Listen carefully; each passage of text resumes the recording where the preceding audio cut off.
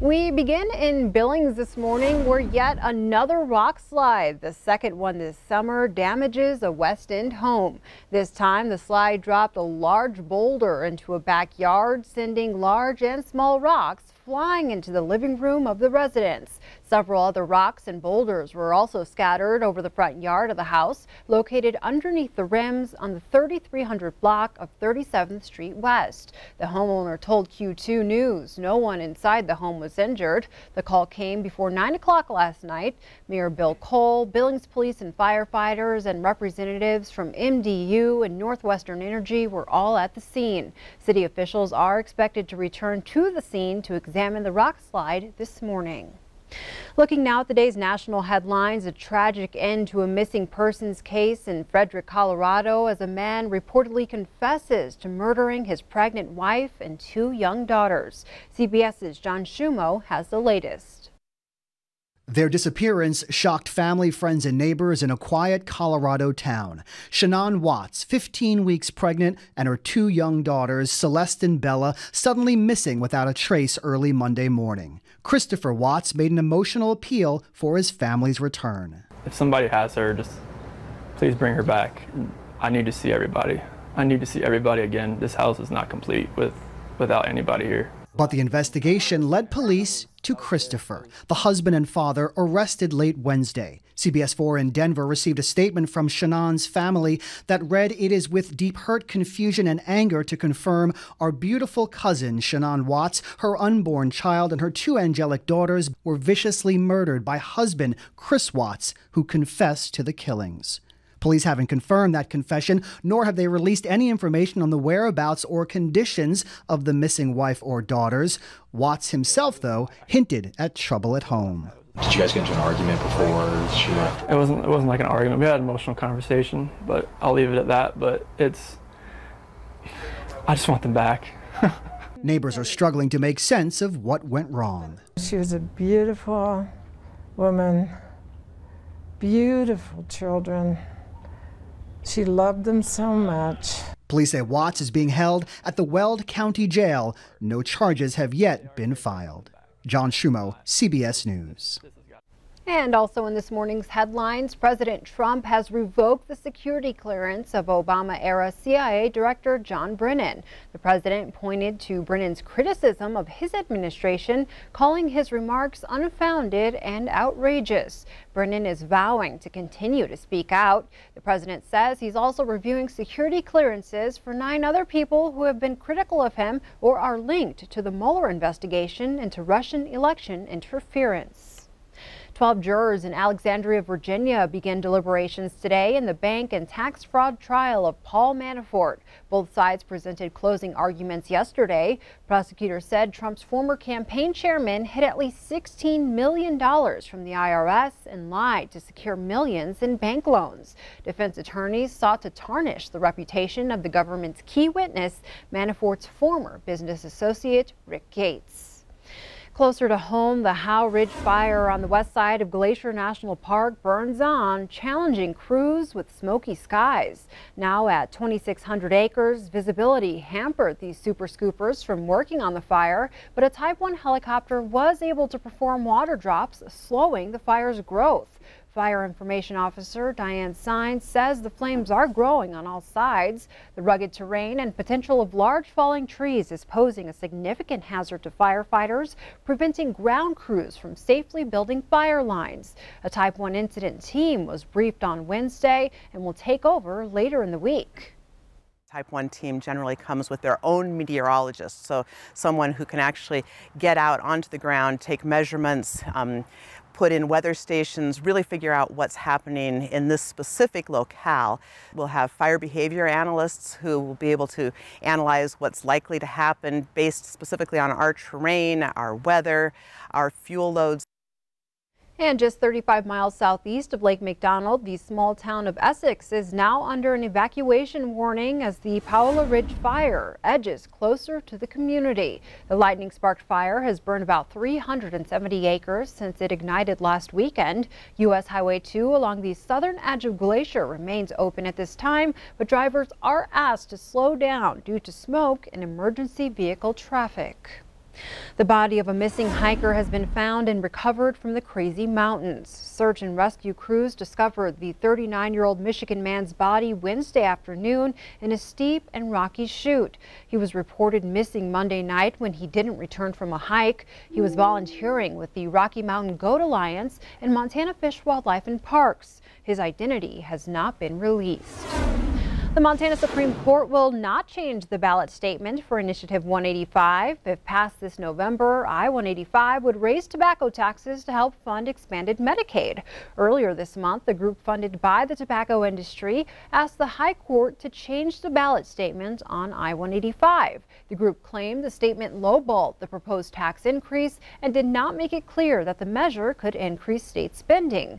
But a unanimous court rejects that request. Supreme Court Chief Justice Mike McGrath says while the statement includes a mathematical misstatement about part of the tax increase, it does not mislead voters about the intent of the measure. Montana and federal courts are in the process of determining whether Green Party candidates will appear on Montana's November ballot, but Montana's top election official wants the names to stay on the ballot even if it's ruled later that they shouldn't be. MTN's Mike Dennison reports. 5 weeks ago, a state judge in Helena ruled that all 5 of the Montana Green Party's 2018 candidates will not appear on the ballot this fall because of invalid signatures on petitions that qualified the party. That ruling is now on appeal to the Montana Supreme Court, and another lawsuit was filed this week in federal court to reinstate the candidates. But also this week, Montana Secretary of State Corey Stapleton asked the state Supreme Court to allow him to place Green Party candidates on the ballot, possibly before the case is decided. He says if the courts rule in favor of the Green Party, its candidates' names will be assured of being on the ballot, which must be certified by his office on August 23rd, just 1 week away. If the courts were to rule after that deadline that Green Party candidates remain invalid, Stapleton says any votes cast for them this fall simply won't be counted. The Montana Democratic Party, which won the initial ruling to invalidate the Green Party, says putting Green Party candidates' names on the ballot regardless is a terrible idea. It said on Wednesday that the Supreme Court should reject the request, and that having Green Party candidates on the ballot if they're invalid would only create confusion and cause people to have their votes uncounted. All these arguments could be a moot point, however. Stapleton's office told MTN News Wednesday it's expecting the state Supreme Court will offer some direction by next Thursday. Reporting from Helena, Mike Dennison, MTN News. The Green Party has candidates who filed to run for the U.S. House, U.S. Senate, and 3 state legislative districts. Meanwhile, Montana suicide prevention advocates are praising a new federal law designed to improve access to a national crisis line. President Trump signed the National Suicide Hotline Improvement Act this week after it won near unanimous approval from Congress. The law allows for a study to determine whether it's feasible to create a 3-digit, easy-to-remember number for the hotline. Jess Hegstrom of Helena traveled to Washington, D.C. to support the bill last June. I think that a lot of people don't know the number 1-800-273-8255. Sometimes I even have to look at it to make sure I have it right. So if it's just like 311 or 511 or 711, it'll be easy.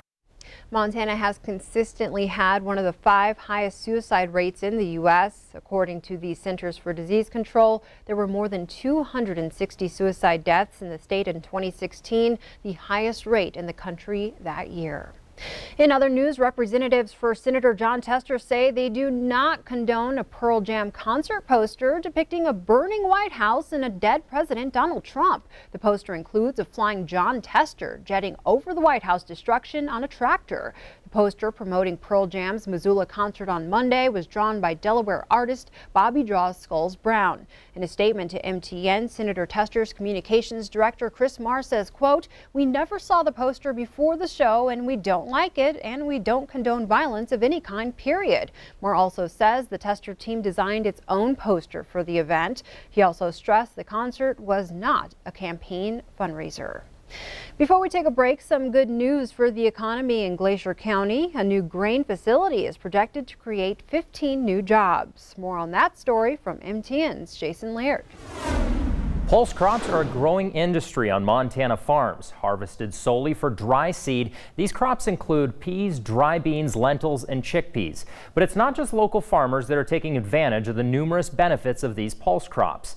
Pardue Grain near Cut Bank is expanding to fit the need and also bringing new jobs to Glacier County. Words like stainless steel, food grade, automation, and even blockchain technology are not what you commonly associate with a grain processing facility, especially a facility started in the late 1950s. Well, the Pardue elevator came into existence back in 1959 with a partnership with my dad and a man by the name of Art Pardue, who had a land base north of here that my dad was farming for him, and they decided to build the elevator together to market their crops. And this is where old school and new school intertwine, setting the stage for an expansion in the ag industry. I didn't want to be just another processing plant. As we started looking into it and understanding how the food safety regulations are changing things, we want to be part of the trend setting in food safety. Over the years, Pardue Grain has processed crops from all over the state, primarily from the Golden Triangle and even extending as far as the northeastern corner of Montana. We've had crop hauled as far away from Billings. We've had pulse crops hauled all the way from Circle, Montana. With help from the Great Falls Development Authority and the drive to stay ahead of the curve with Montana agriculture, Pardue Grain is expanding, soon catering to Montana's pulse crop farmers. You know what, it hasn't really hit me yet. I mean, sure, I've seen this develop and I've seen this thing grow this summer, you know, as we've added on buildings and stuff. I'm still dialed in on the purpose more so than the merit. Pardue Grain hopes to have its new facility open and ready for processing by the end of October. The new facility is anticipated to create about 15 new jobs in Glacier County. In Great Falls, Jason Laird, MTN News.